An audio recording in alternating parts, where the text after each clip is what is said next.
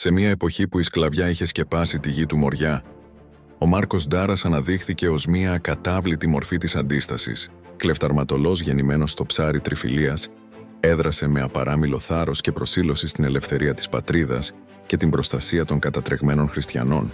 Ο Μάρκος Ντάρας ήταν στρατηγός του βουνού, αρχηγός των Τρέδων.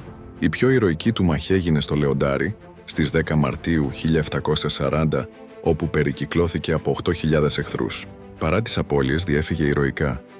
Τον Ιούλιο του 1740 εκδικήθηκε την προδοσία συλλαμβάνοντας και εκτελώντας τον Χρήστο Τσέλιο στον Αχλαδόκαμπο.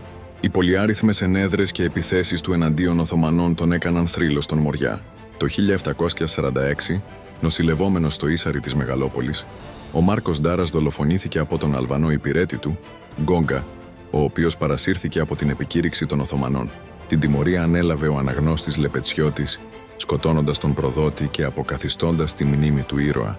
Η δράση του Ντάρα προετοίμασε το έδαφος για την Επανάσταση του 1821.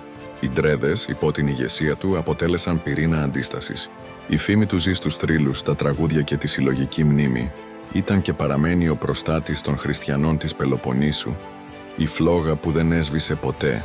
Η φράση που κοσμούσε τη σημαία του, προστάτης των χριστιανών της Πελοποννήσου, άσπονδος εχθρός και διώκτης Τούρκων και Αλβανών, δεν ήταν απλά ένα σύνθημα, αλλά η ίδια του η ζωή.